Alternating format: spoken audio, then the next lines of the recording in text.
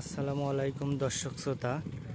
এই যে দেখেন, প্রত্যন্ত একটি গ্রামের মাঠ থেকে কিভাবে কৃষকেরা এই যে ঘোড়ায় করে পাট সাজিয়ে বাসায় নিয়ে যাচ্ছে, তারই চিত্র একদম মাঠ থেকে তুলে ধরব আমি, সালমান খান।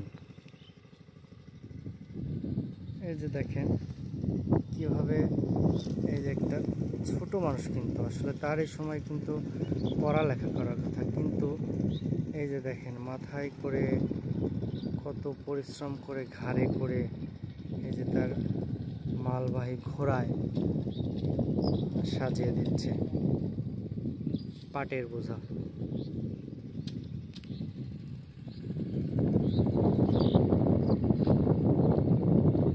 এদিকেও কাজ চলছে, কাজ সব জায়গায় চলমান।